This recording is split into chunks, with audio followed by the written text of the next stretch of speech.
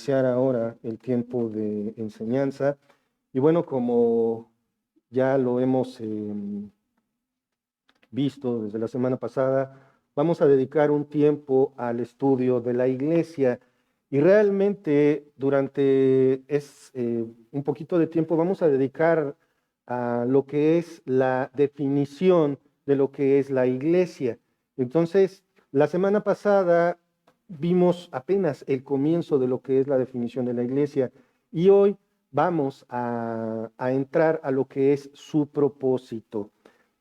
Quiero que recordemos un texto que vimos la semana pasada, que seguramente varios de ustedes eh, conocen, y es Mateo 16, 18. Acompáñenme por favor en sus Biblias al Evangelio según San Mateo, capítulo 16, versículo 18. Y realmente, hermanos, este es el único versículo que vamos a estudiar hoy.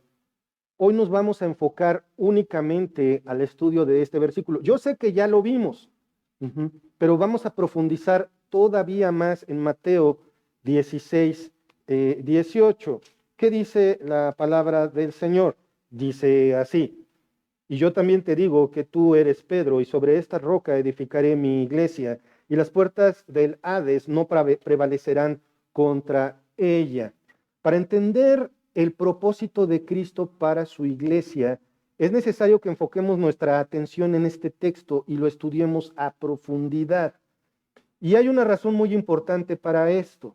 Tenemos que observar el significado de este versículo porque dentro de todas aquellas religiones y sectas que profesan ser cristianas porque afirman que su figura central es Cristo, hay una multitud de características que por lo general son negativas.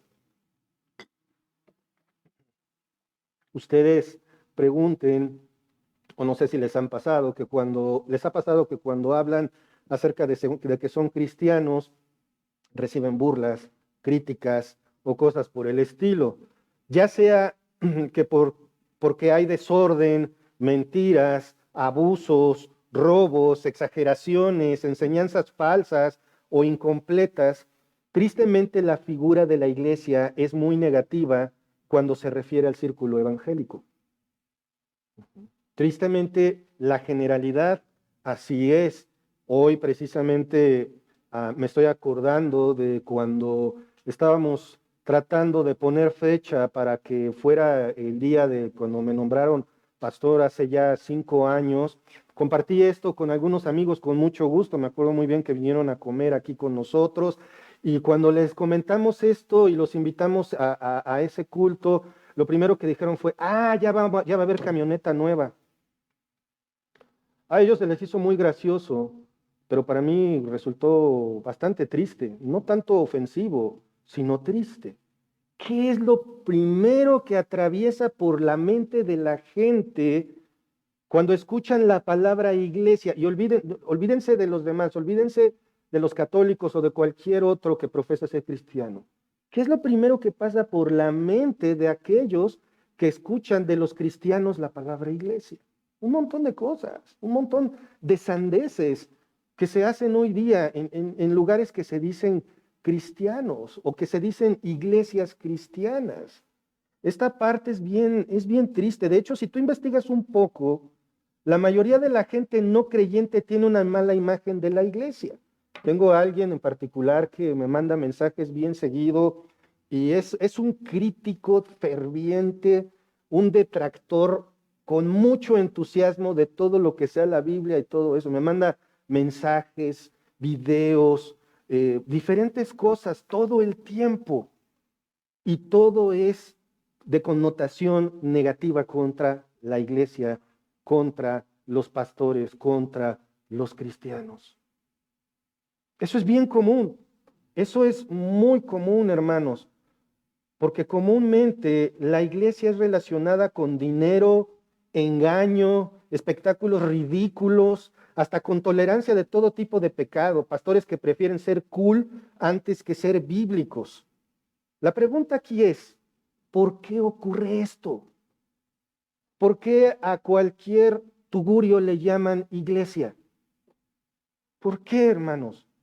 Porque muchos quieren levantar iglesias sin entender cuál es el propósito de Cristo para la misma. Se fundan misiones, células de estudio y luego iglesias sin saber qué es lo que quiere su propietario de estas. Porque hermanos, esta iglesia, esta congregación tiene dueño. Y obvio, todos ustedes ya tienen en la mente quién es el dueño, ¿verdad? Pero ¿qué es lo que quiere Dios? ¿Qué es lo que quiere el Señor Jesucristo de su iglesia? John MacArthur comenta al respecto.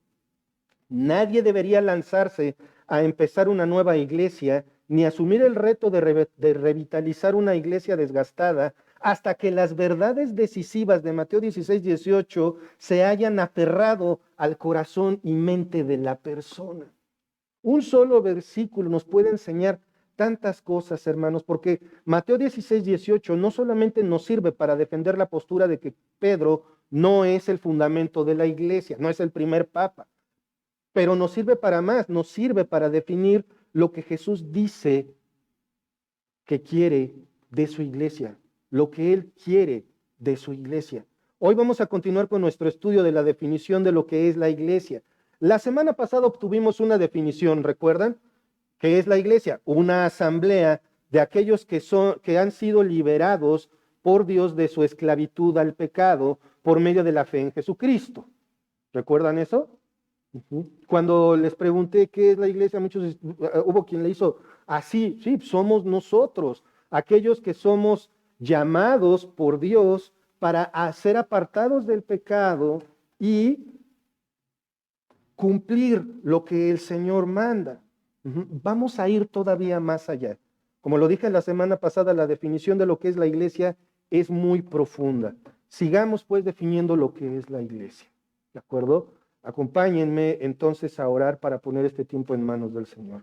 Padre amado, Padre celestial, gracias Señor porque podemos estar aquí. Gracias por tu amor y misericordia. Gracias Señor por todas las fallas que tú permites que ocurran. Señor, las pruebas, las dificultades nos ponen en nuestro lugar, Señor. Padre, en este tiempo te ruego por esta tu iglesia, Padre, esta iglesia local. Te ruego, Padre, que tú pongas en nuestras mentes y corazones el cumplir con tu palabra, Señor. Te ruego por este pobre predicador que a duras penas funciona, Señor. Te ruego que tú tengas misericordia de este servidor, siervo que no hace nada de mérito, sino es a través de tu palabra, Señor.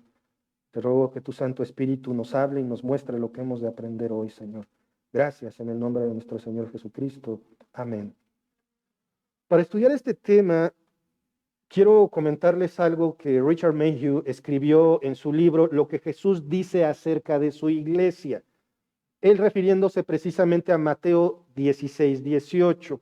Vamos a dejar un poquito atrás la primera parte de este versículo que dice, y yo también te digo que tú eres Pedro y sobre esta roca edificaré mi iglesia. Perdón, nos vamos a enfocar en la parte de, y sobre esta roca edificaré mi iglesia, y las puertas del Hades no prevalecerán contra ella. Yo sé que ya vimos algo de esto, pero Richard Mayhew escribió algo particular acerca del significado de este versículo.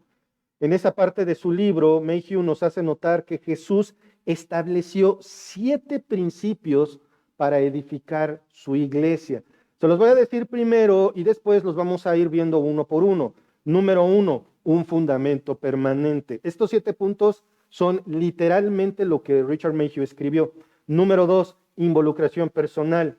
Número 3, una expectativa positiva. Número 4, un progreso impactante. Número 5, una propiedad pagada en su totalidad. Número 6, una prioridad centrada en las personas. Y número 7, una promesa de éxito. La semana pasada vimos esto muy generalmente y hoy lo vamos a ver cada punto de manera particular. En primer lugar, un fundamento permanente. Ustedes ya saben lo que dijo el versículo, esto ya lo hemos visto ahí en Mateo 16:18, ahí ténganlo ustedes en mente y lo tienen aquí en la pantalla. Ya sabemos que el fundamento, la piedra, no era Pedro, sino el Señor Jesucristo. ¿Recuerdan la diferencia entre Petros y Petra? Petros una piedra común, que después se hace referencia como las piedras vivas, que somos cada uno de nosotros, y Petra, que es una piedra gigantesca. Cuando hablamos de este tema un poquito similar allá en Romanos, vi la predicación de Mark, y él nos recordó que en algunos lugares se han encontrado piedras de fundamento de hasta 11 metros de largo y varias toneladas de peso. Esto nos recuerda también aquella vez cuando, y ahorita lo vamos a ver un poquito más adelante, cuando vemos la parábola del constructor. ¿Recuerdan aquel que construye sobre arena y aquel que construye sobre una roca? Grande es la ruina del que construye sobre arena. ¿Por qué? Porque la figura es de una roca gigantesca sobre la que construyes algo. Y no se cae, obviamente va a prevalecer. Ahora, hermano, ¿qué es la iglesia para ti?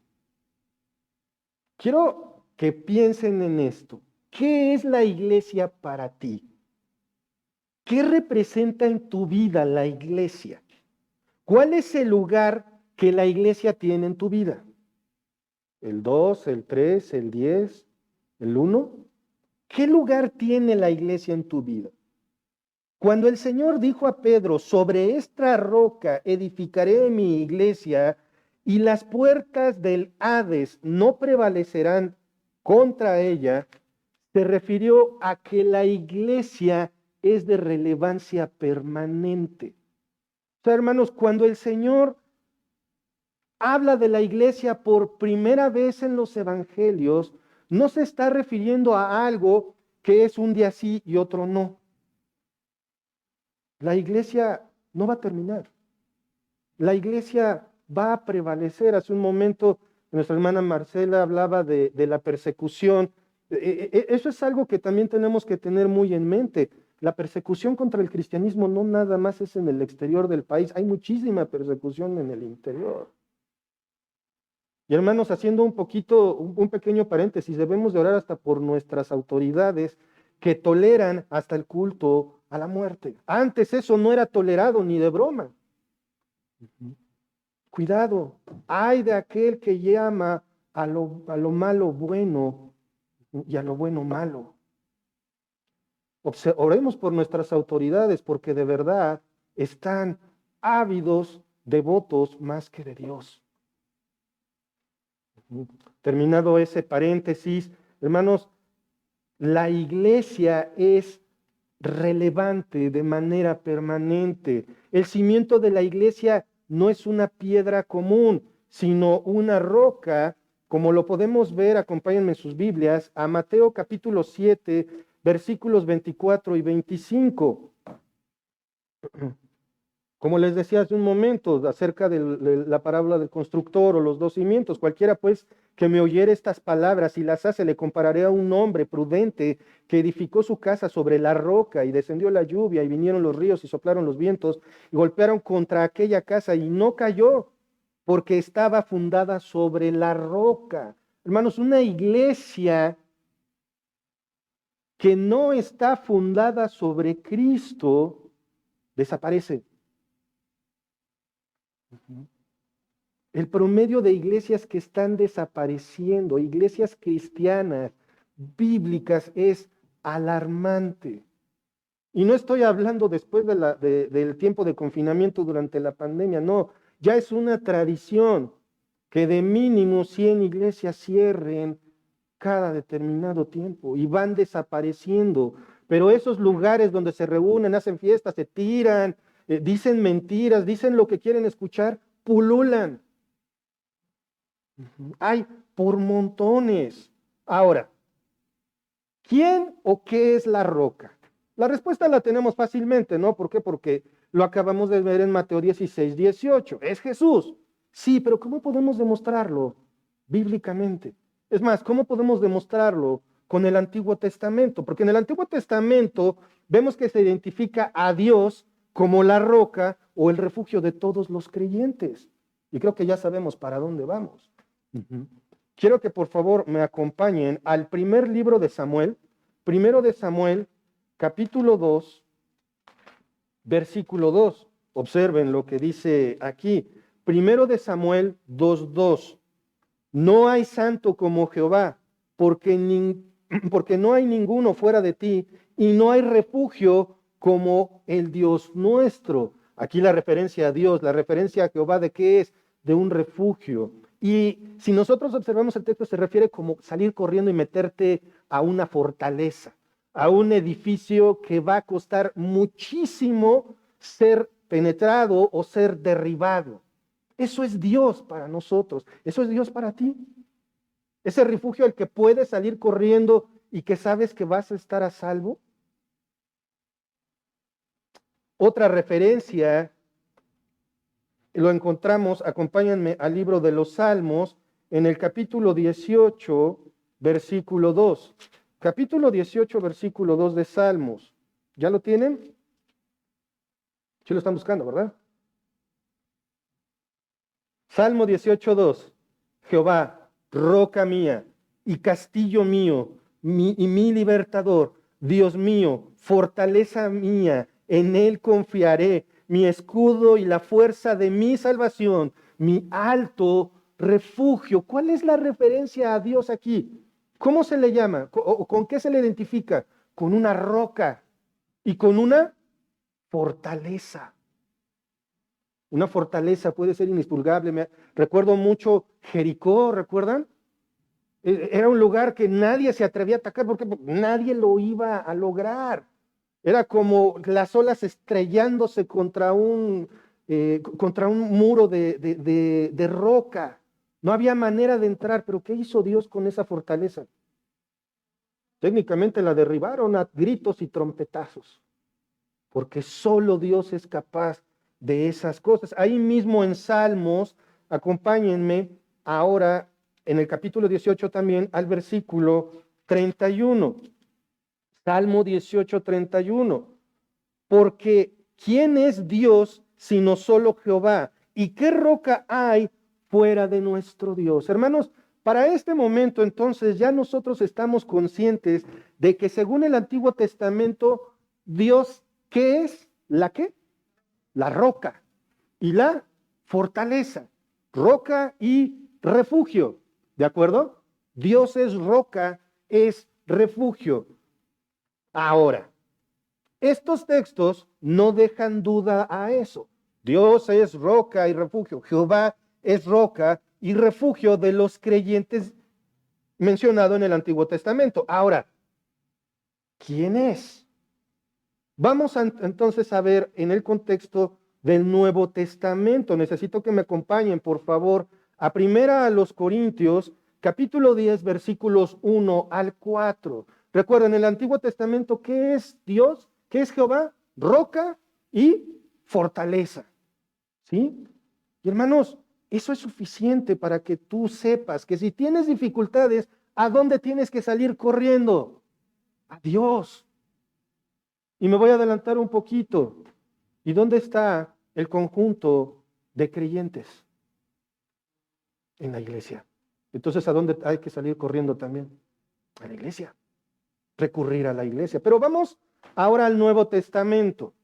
¿Qué dice primera a los Corintios 10 del 1 al 4? Observen, porque no quiero, hermanos, que ignoréis que que nuestros padres todos estuvieron bajo la nube y todos pasaron el mar. Y todos en Moisés fueron bautizados en la nube y en el mar, y todos comieron el mismo alimento espiritual, y todos bebieron la misma bebida espiritual, porque bebían de la roca espiritual que los seguía, y la roca era Cristo. ¿Se acuerdan de la peña de Oreb? Esa peña que Dios le dijo a Moisés, háblale, pero Moisés le pegó por corajudo, es un tipo de Cristo. La roca es Cristo. Pero observen aún más, hermanos, porque muchos dicen, Jesús no es Jehová. ¿Quién acompañó? ¿Quién dice el texto aquí que acompañó a los israelitas en forma de nube? Dios. Y luego más adelante en el versículo 4 dice, porque bebían de la roca espiritual que los seguía.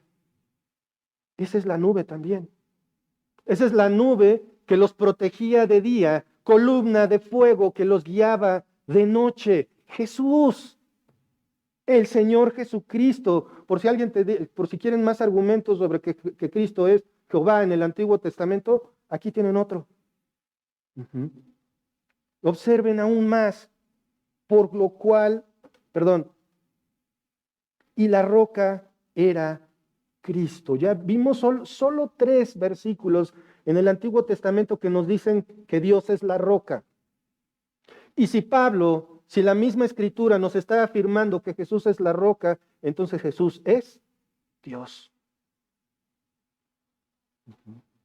Un poquito más de esto. Vamos a regresar ahí en primera a los Corintios, pero ahora quiero que me acompañen al capítulo 3, versículo 11. Porque nadie puede poner otro fundamento que el que está puesto, el cual es Jesucristo, la piedra de fundamento, el rocón tremendo, sólido, inmovible. ¿Es quién? Es Jesucristo. ¿Quién es la roca? Dios, Jesucristo. Un último texto acerca de esto. Acompáñenme a Hechos, capítulo 4, versículos 11 y 12. Y antes de pasar para allá, quiero que veamos algo dentro de 1 Corintios 3:11. Nadie puede poner otro fundamento. No hay otra piedra, no hay nadie, ningún ser humano, nadie te puede decir, es que la iglesia está sustentada por mí, o yo soy el padre de la iglesia, o yo soy el que pone a la iglesia. Eso es una blasfemia. Es Jesucristo nada más. Entonces, Hechos 4, 11 y 12. Este Jesús, fíjense en esto, observen esta verdad. Este Jesús es la piedra reprobada por vosotros los edificadores. Una pausa aquí. Recuerdan, este es Pedro y Juan ante el concilio, y aquí aquel que había negado al Señor ya 3 veces y que había hasta maldecido para negar que era del Señor, que pertenecía a ese grupo, está predicando valientemente y le dice a los fariseos, le dice a los judíos en su cara, ustedes, este Jesús es la piedra reprobada por ustedes, los edificadores. ¿Quiénes son los edificadores, hermano? Los maestros, los que nos paramos aquí enfrente, somos edificadores, algo así como un albañil. Porque con su palabra estamos instruyendo y colaboramos con el Señor para construir su iglesia. Dije, colaboramos. Mucho cuidado con lo que enseñan otros. Porque no falta el que dice, no, Jesús no es Dios, o no, la iglesia es mía, o cosas por el estilo. El único fundamento es Jesús. Continuamos. Este Jesús es la piedra reprobada por vosotros, los edificadores, la cual ha venido a ser cabeza del ángulo, y en ningún otro hay salvación, porque no hay otro nombre bajo el cielo dado a los hombres en que podamos ser salvos. Esto es lo que hay que creer, esto es lo que hay que compartir. El único medio de salvación es Jesucristo, la fe en su muerte, resurrección, ascensión al cielo 40 días después. Eso es lo que hay que creer. No tenemos que decir nada más. No hay que ponerle a las personas palabras en la boca. No hay que decirle, di esto, di aquello, di lo otro. Solamente lo que dice la palabra. Jesús es la salvación.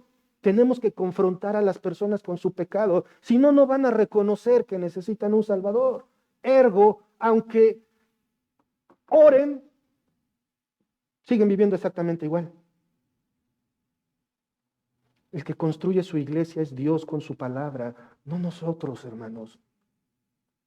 Ahora, la iglesia tiene un fundamento eterno, nuestro Redentor, ¿sí o no? Cristo es la piedra, la roca del fundamento. Por esto debemos ver a la iglesia como la obra permanente del Señor a la que pertenecemos. Somos parte de esa obra permanente. Tiene relevancia para siempre. ¿Y qué importancia tiene esto para mi vida, Gerardo? Nuestro compromiso con la iglesia debe de ser también permanente mientras vivamos. No es hoy un día sí y al siguiente no. ¿Recuerdan la introducción de la semana pasada? El hombre en la isla desierta con 3 chozas. Una era su casa, la otra era una iglesia, pero como se había enojado con esa iglesia, entonces se construyó otra. No, la iglesia es permanente y nuestro compromiso con la iglesia también debe serlo. Entonces, ¿cuál es el punto número uno respecto a los principios que el Señor Jesucristo usa para edificar su iglesia? Uno, un fundamento permanente. Número dos, involucración personal. Cristo dijo, yo edificaré mi iglesia. Observen algo en esta parte, simple, sencillo. Yo edificaré mi iglesia. ¿Quién está haciendo todo el trabajo? El que dice yo, ¿cierto? Porque dice yo, pero edificar algo, vamos a hablar un poquito en términos de construcción, por ejemplo. Sabemos que aquí en nuestro lugar de reunión, en nuestro templo, pues básicamente la mitad se está cayendo, ¿cierto?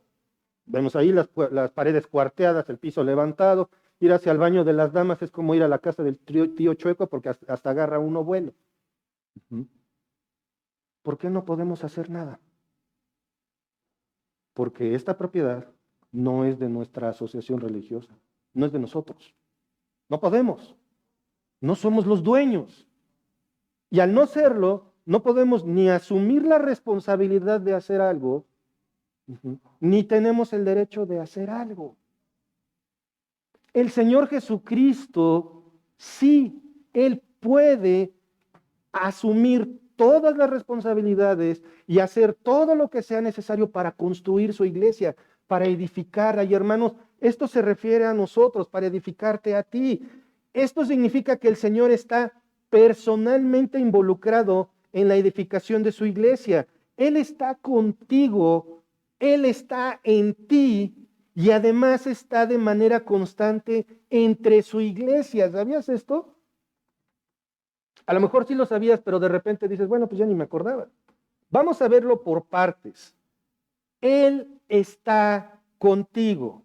Acompáñenme, por favor, a Mateo capítulo 28, versículo 20. Mateo 28, 20. Él está contigo. Dice, enseñándoles que guarden todas las cosas que os he mandado, y he aquí yo estoy con vosotros todos los días hasta el fin del mundo. Amén. ¿Cuánto tiempo va a estar Jesús contigo? Siempre, todo el tiempo. Él está contigo cuando te despiertas, cuando te levantas. ¿Por qué? Porque es Dios. Él es omnipresente. Él está con cada uno de nosotros, hermanos. Pero no solo eso, hay más.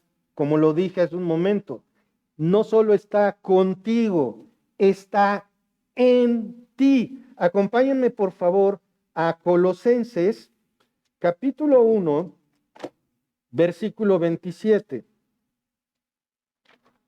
¿Ya lo tienen? Colosenses 1, 27. Observen, hablando del ministerio, el trabajo de Pablo, el evangelismo de Pablo, la iglesia que Pablo guiaba entre los gentiles, entre aquellos que no eran cristianos. Dice, a quienes Dios quiso dar a conocer las riquezas de la gloria de este misterio entre los gentiles, que es Cristo en vosotros, la esperanza de gloria. Cristo está en ti, está contigo y está en ti, porque eres parte de su iglesia. Y ahora, recordando un poquito, ¿se acuerdan de aquella figura que vimos en Apocalipsis? Acompáñenme, capítulo 1, versículos 12 y 13. Apocalipsis 1, 12 y 13. ¿Recuerdan esa imagen del Señor Jesucristo caminando entre su iglesia? ¿Recuerdan? Apocalipsis, si no se acuerdan, entonces vamos a verlo en Apocalipsis capítulo 1, versículos 12 y 13. Y me volví para ver la voz del que hablaba conmigo, y vuelto vi 7 candeleros de oro, y en medio de los 7 candeleros a uno semejante al Hijo del Hombre, vestido de una ropa que llegaba hasta los pies y ceñido por el pecho con un cinto de oro. ¿Recuerdan? El candelero con los 7 lugares para ser iluminados. Estos 7 candeleros es la iglesia. Es la representación de la iglesia y el Señor Jesucristo está caminando entre ella. Hermanos, el Señor Jesucristo está en ti, está contigo y está entre nosotros. Él está todo el tiempo involucrado con su iglesia. Esto es glorioso, esto es consolador, hermanos. ¿Cuántas veces te has sentido solo, sientes que no puedes, que la carga es mucha, que ya estás desesperado, que ya no puedes más? Y la respuesta humana es salir corriendo de la iglesia. Pero no hagas eso, porque Cristo está en ti, Cristo está contigo y Cristo está entre nosotros. Él no es un salvador ajeno, Él no es lejano. Entonces, si te dices cristiano, debes entender lo que Spurgeon dijo. ¿Recuerdan la semana pasada? ¿Cómo llamó Spurgeon a la iglesia? ¿Se acuerdan? El lugar más preciado de la tierra. No hay lugar más hermoso para estar que la iglesia. ¿Por qué? Porque Cristo la fundó y porque Él está involucrado de manera personal y cerrada contigo, con su iglesia. Por eso no debe de haber un lugar más preciado. Cristo está en su iglesia, con su iglesia y entre su iglesia. ¿Qué motivo crees que pueda ser válido para no amar a tu iglesia? ¿Qué motivo puede ser válido para no colaborar con el crecimiento de la iglesia? ¿Qué motivo es válido para no asistir a la iglesia? A la luz de esto, ninguno. Esa es la realidad, porque la iglesia es tan valiosa que Cristo la fundó. Y ahorita vamos a ver más detalles. Entonces, hermanos, la iglesia es el mejor lugar del mundo para nosotros, sin importar lo que esté ocurriendo a tu alrededor. La iglesia es el mejor lugar del mundo, sin importar si el de al lado te cae bien o no. ¿Por qué? Porque Cristo la fundó y Cristo está involucrado personalmente con su iglesia. Esto nos lleva a un tercer punto. Primer punto, ¿cuál fue? Un fundamento permanente. Segundo punto, involucración personal. Y este involucramiento personal de Cristo con su iglesia nos lleva al punto número 3, una expectativa positiva. ¿Qué quiere decir esto? Lo que viene es bueno. Nuevamente, hermanos, Mateo 16, 18. Observemos esta parte. Yo edificaré mi iglesia. Hay más sabiduría en esto, hermanos. No hemos salido de yo edificaré mi iglesia. Estas puras palabras. ¿Pueden notar alguna duda en la declaración de Jesús? Observen, dice, yo edificaré mi iglesia. O sea, va a suceder sí o sí. Observen esto, no hay ninguna duda. Por supuesto que no la hay. Acompáñenme, por favor, en sus Biblias a la carta de Pablo a los Efesios. Ay, ya iba a tirar esto. Capítulo 5, versículos 26 y 27. Efesios 5, 26 y 27. ¿Ya lo tienen?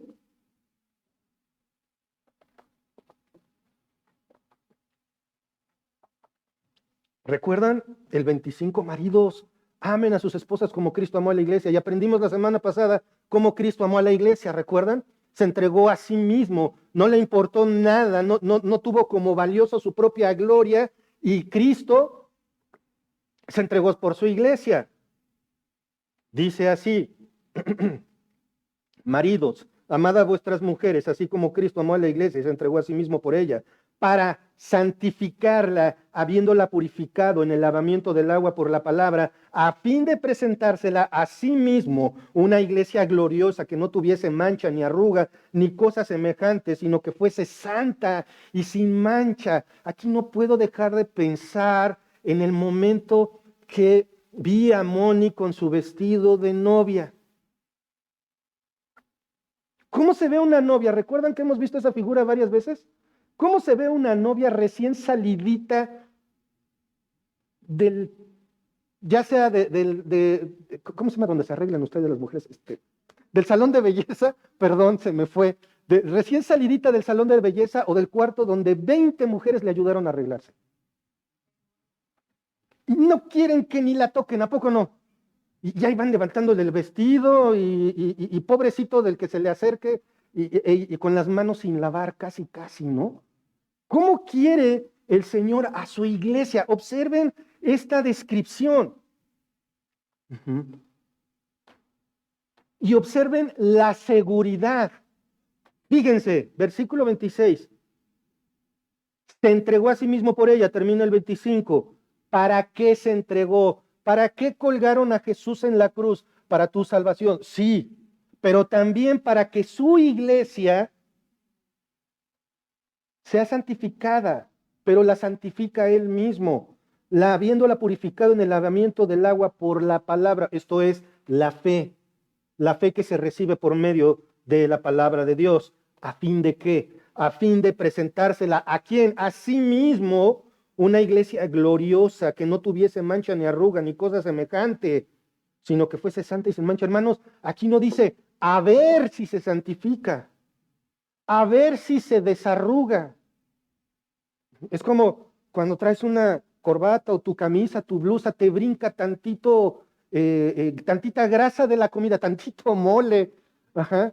¿Y qué le echas? Hasta sal le pones, ¿no? Y estás ahí a ver si sale la mancha, que hasta los meseros en los salones se saben técnicas para quitar las manchas. A ver si sale. No, Cristo dice, para presentármela a mí mismo sin mancha, sin arruga. O sea, sí o sí, hermanos, no importa cómo estés ahorita, vas a ser perfeccionado en Cristo conforme vivas. Sí o sí, porque el Señor está trabajando en tu santificación, en la purificación de su iglesia. La está planchando, la está lavando, planchando, desarrugando con su palabra. Si la palabra es importante para ti, entonces eso va a hacer Jesús contigo. Y le va a salir sí o sí. No hay duda. MacArthur dice, la iglesia será triunfante porque Cristo comenzó su iglesia con la intención de completarla. No hay tintas medias para el Señor. Su iglesia prevalecerá, su iglesia permanecerá, su iglesia se mantendrá fiel, no importa nada de lo que ocurra. Y esto lo podemos ver claramente a lo largo de la historia de la iglesia. Esto lo podemos ver en el punto número 4, un progreso impactante. Punto número 4, un progreso impactante. Otra vez, ¿qué dice Mateo 16, 18? Yo edificaré mi iglesia. Hermanos, esta frase nos dice que el Señor va a estar detrás del crecimiento en número de la asamblea de sus redimidos de manera sobrenatural. El crecimiento de la iglesia, hermanos, es sobrenatural. Vamos a un ejemplo chiquito. Piensa en ti. ¿Cómo eras antes de conocer al Señor? ¿Siquiera te imaginabas estar en la silla donde estás hoy? ¿Ser un verdadero discípulo de Cristo? ¿Seguir lo que dice la Biblia? ¿No te tocó a ti burlarte de la Biblia? ¿Hacer chistes de Jesús? Muchas cosas que uno va haciendo conforme va uno creciendo. Pero eso es a nivel individual. Vamos a ver a nivel corporativo, porque estamos hablando de la iglesia. Por favor, vamos a ver esto del progreso impactante en Hechos, capítulo 2, versículo 41. Después de Pentecostés, nace la iglesia, digamos, oficialmente, y la iglesia empieza a crecer. Pero ¿se acuerdan cómo dice Hechos que empezó a crecer la iglesia? ¿Despacito? ¿Poco a poquito? No. John MacArthur escribe que los cristianos se reproducían como hongos. Rápido, pero era algo sobrenatural. Quiero entonces veamos Hechos 2:41. Observen lo que dice. Así que los que recibieron su palabra fueron bautizados y se añadieron aquel día como 3,000 personas. El sueño de todo predicador. Predicar y se conviertan por lo menos 10. Pero ojo, Observen bien esto, porque muchas veces confundimos que se conviertan, que crean con levantar la mano, firmar tarjetas o pasar al frente. Observen lo que dice aquí, Hechos, hay Hechos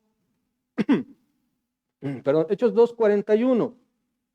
Así que, ¿quiénes? ¿Quiénes, hermanos? Los que recibieron su palabra fueron bautizados. Observen, aquí estamos hablando de un proceso, no de un momento. Reciben su palabra, escuchan, creen y por obediencia son bautizados. Esto no estamos hablando de un instante, de un momentito, sino de un proceso. Y en base a esa fe en lo que dice la palabra de Dios, se añaden aquel día como 3,000 personas por la predicación del Evangelio, por escuchar lo que dice la palabra de Dios. 3,000 personas, eso es sobrenatural. ¿Y qué de aquellos que van a los estadios y predican y como 10,000, 20,000, 30,000 levantaron las manos? Hermanos, no hay datos de que la iglesia creciera después de eso. Gracias, Michelle. Gracias, gracias. De hecho, está estudiado en aquellos lugares donde se estilaba ese tipo de evangelismo, las iglesias no crecieron en número. Porque la obra del crecimiento de la iglesia es del Señor, es sobrenatural. Y ojo, esto continuaría, ese crecimiento rápido continuaría y sigue hasta nuestros días. Vamos ahí mismo al versículo 47 en Hechos 2. Alabando a Dios y teniendo favor con todo el pueblo. Y el Señor añadía cada día a la iglesia los que habían de ser salvos. Hermanos, ¿cómo es que el Señor sigue haciendo esto de forma sobrenatural? Hoy día, ¿cómo es que el Señor lo sigue haciendo sobrenaturalmente? Acompáñenme por favor en sus Biblias al Evangelio según San Marcos, capítulo 16, versículo 15. Marcos 16, 15. Y les dijo, id por todo el mundo y predicad el Evangelio a toda criatura. Es eso.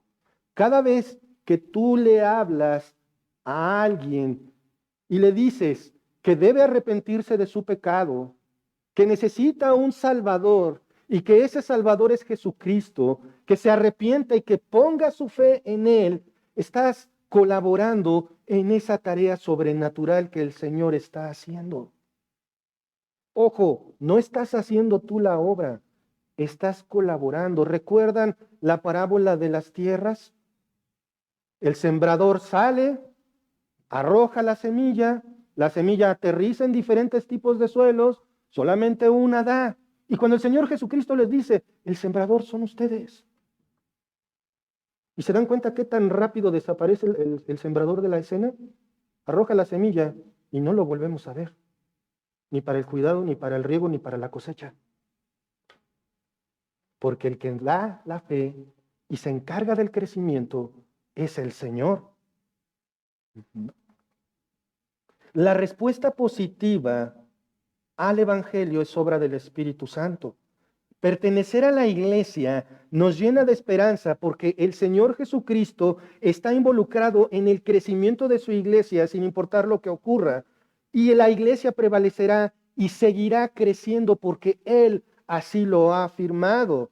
Y ojo, el punto número 5 nos da una confirmación por qué la iglesia va a prevalecer y va a seguir creciendo. Punto número 5, una propiedad pagada en su totalidad. La iglesia es una propiedad. Ah, ¿el terreno? No. Nosotros. Nosotros en lo individual y en conjunto somos una propiedad pagada. ¿Cómo sabes que algo es tuyo cuando lo compras? Por la escritura, por ejemplo, cuando es una casa, correcto, porque es un comprobante de que pagaste. Ujú. Hay comprobantes, ¿sí o no? Vas y compras algo y para comprobar que es tuyo tienes, por ejemplo, han ido a las tiendas grandes, almacenes que te piden el ticket antes de salir. ¿Cómo puedes comprobar que pagaste todo eso? Con ese ticket. Ujú. Pues la iglesia está pagada. Otra vez, cuando el Señor afirma, yo edificaré mi iglesia, ¿recuerdan? El que construye tiene responsabilidades. Pero si quieres empezar a construir en un terreno, ¿qué debe ser de ese terreno? El propietario. Tienes que ser el dueño, ¿sí o no? Porque si no construyes y o te multan o te arrestan o le estás construyendo su casa a alguien más. Ujú. Para poder construir necesitas ser el dueño. Ujú. La propiedad pagada que el Señor Jesucristo adquirió, la pagó con su sangre y está pagada completamente. Acompáñenme por favor en sus Biblias a Hechos, capítulo 20, versículo 28. Hechos 20, 28. Ay, perdón, Listo, ahora sí, ya la tengo. Hechos 20, 28. Esto en una advertencia para los pastores maestros, pero también tiene que ver con el resto de la iglesia. Por tanto, mirad por vosotros y por todo el rebaño en que el Espíritu Santo os ha puesto por obispos, para apacentar la iglesia del Señor. ¿Es la iglesia del pastor? No. ¿Es la iglesia de X hermano? No. Observen lo que dice el texto y esto nos tiene que poner bien en claro a quién le perteneces como individuo y como iglesia. Ujú. Para apacentar la iglesia del Señor. Propietario, el Señor Jesucristo. Medio de pago, la cual Él ganó por su propia sangre. La sangre del Hijo de Dios se derramó por ti. Sí, para el perdón de tus pecados. Sí, pero también como pago por su iglesia. Ujú. La iglesia le pertenece a Cristo. Esto debe de quedarnos bien claro. Vamos allá adelantito a Romanos capítulo 16, versículo 16. Casi terminando la carta, Pablo escribe esto a los cristianos en Roma. Observen, me encanta, porque es una despedida tan hermosa, pero a la vez con una verdad tan firme.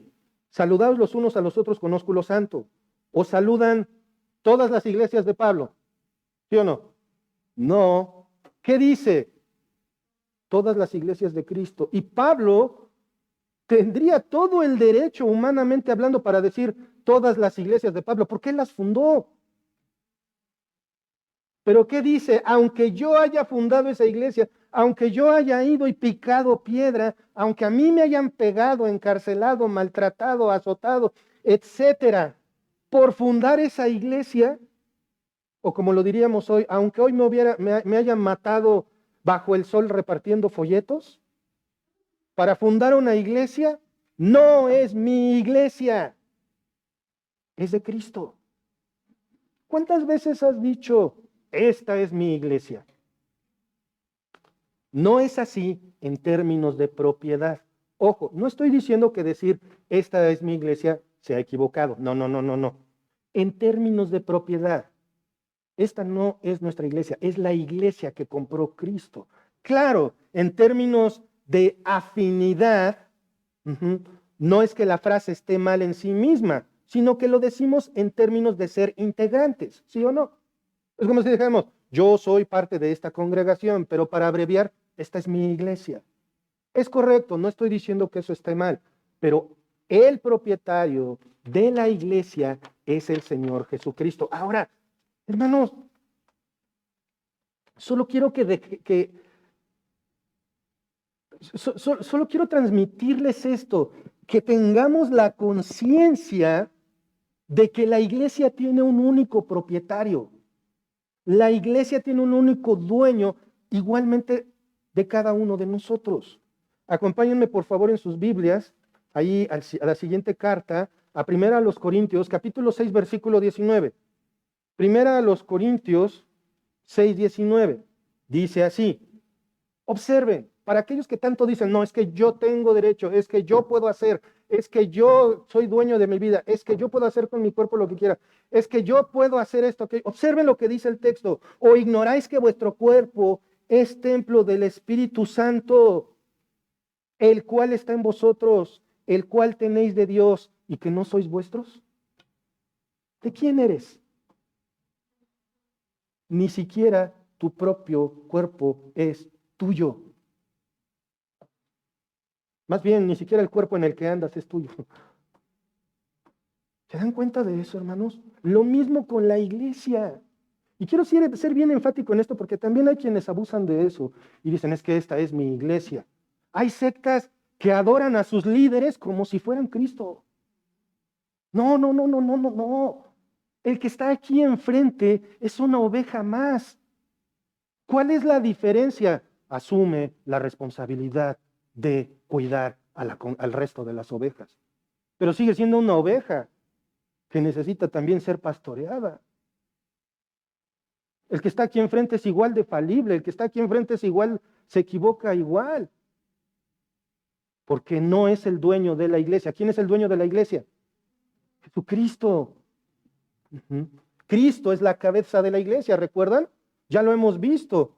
Somos sus ovejas y escuchamos su voz, ¿sí o no? Y respondemos a su voz. Esto debe de poner en nuestras mentes y corazones la paz de saber que el Señor es el dueño absoluto de la iglesia y tiene cuidado de cada uno de nosotros, hermanos. ¿Por qué? Punto número 6. Porque Él tiene una prioridad centrada en las personas. Una prioridad centrada en las personas. ¿Qué es lo que el Señor Jesús está edificando? Su iglesia.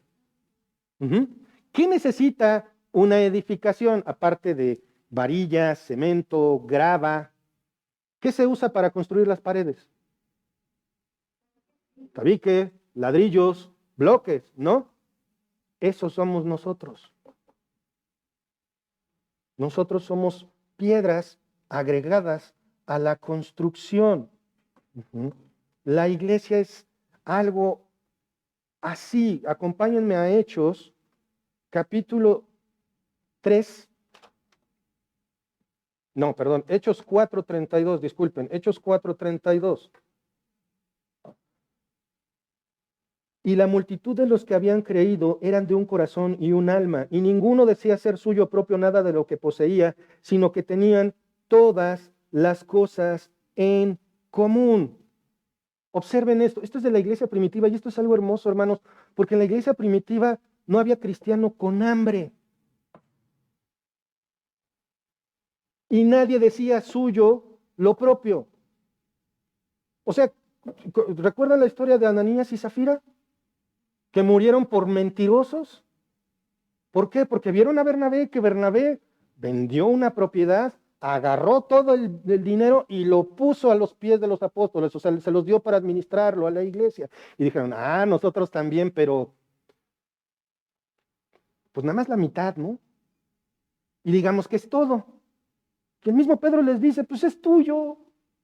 No pasa nada si nada más das la mitad. Muertos por mentirosos. Pero volvamos al punto, hermanos. Observen el versículo 32. La multitud de los que habían creído, eso somos nosotros también. Hemos creído en el Señor Jesucristo. Somos esa multitud de un corazón y un alma. Hermanos, estamos aquí como piedras una sobre de la otra, soportándonos uno sobre de otro, para así también seguir con esa construcción que el Señor Jesucristo está haciendo de su iglesia. Si tú sabes que un hermano tiene una necesidad, ayúdale a cubrirla. No le digas, voy a orar por ti y ni te acuerdes. La iglesia es lo mismo. Si la iglesia tiene necesidades, me encanta pedirles agua, ¿saben? Hablo en serio. Me encanta pedir agua para los baños. Porque cada quien llega, o los que pueden, llegan con lo que tienen, con lo que pueden. Y si no traen, no importa. cada quien llega con lo que puede poner. Y si no pusiste en esta ocasión, a lo mejor pusiste en la anterior. Hermanos, estamos también aquí para sustentar las necesidades de la iglesia, de los individuos y también del grupo.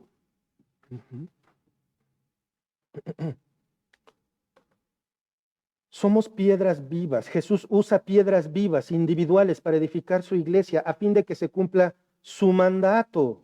Vamos a Colosenses, por favor, acompáñenme a la carta de Pablo a los Colosenses, capítulo 1, versículo 28.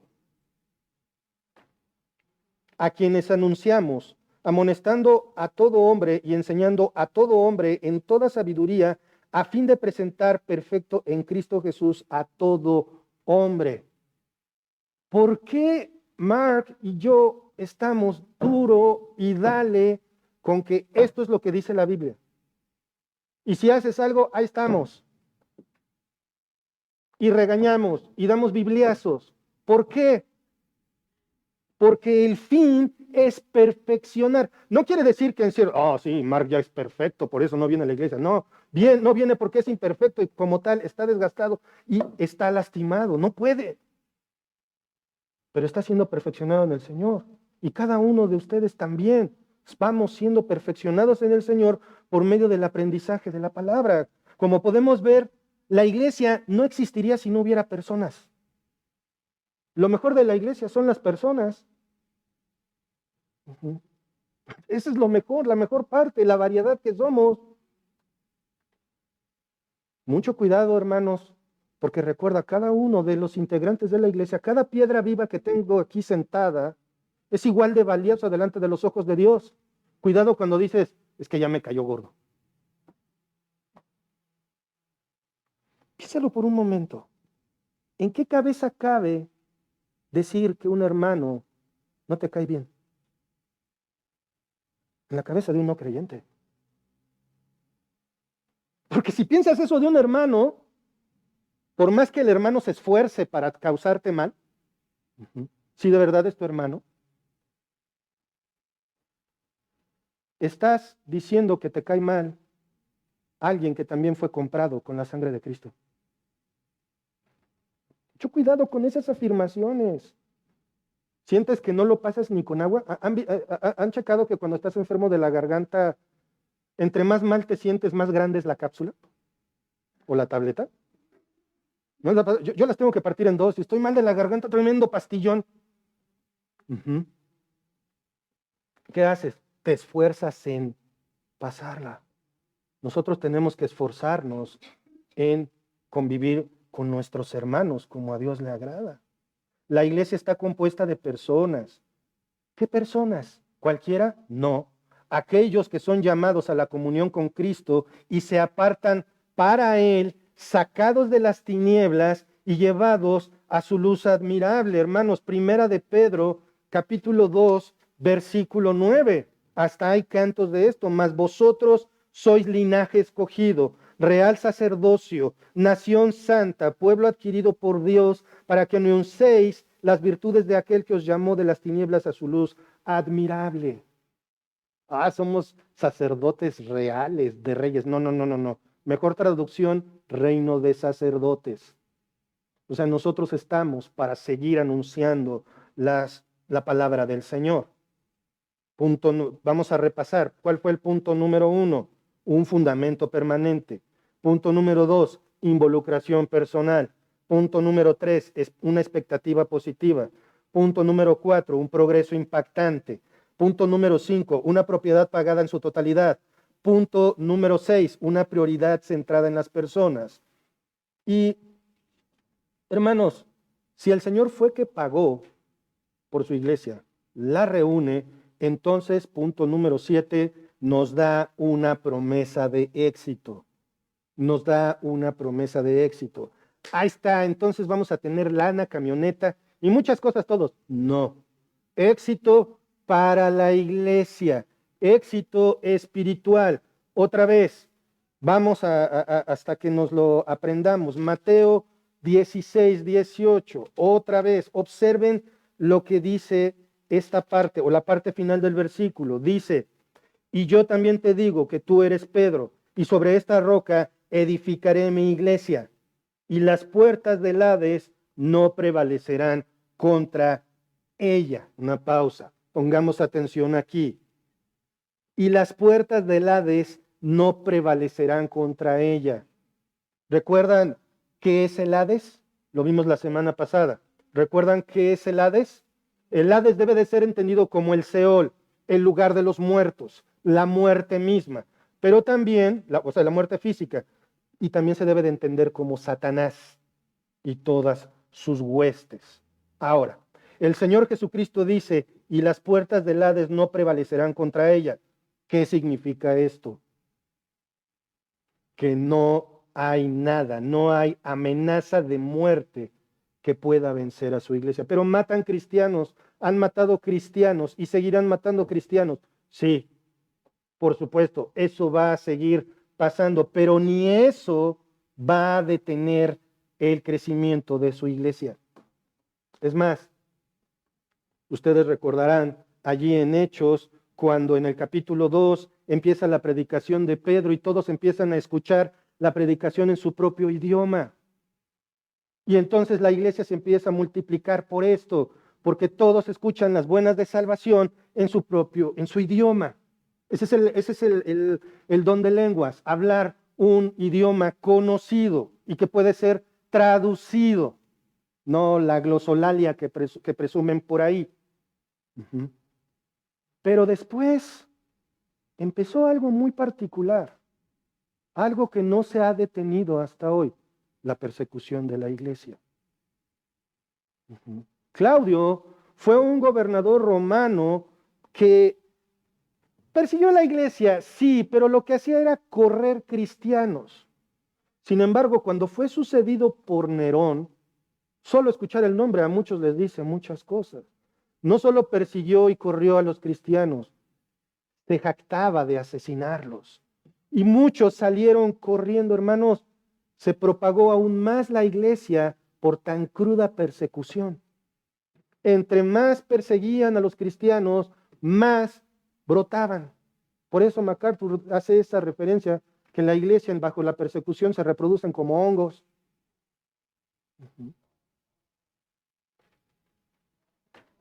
La promesa de éxito, hermanos, es que la iglesia va a prevalecer, no importa lo que pase. Entre más se persigue la iglesia, más se multiplica. Acompáñenme a la primera carta de Pablo a los Corintios, capítulo 15, versículo 54. Primera a los Corintios 15, 54. Dice,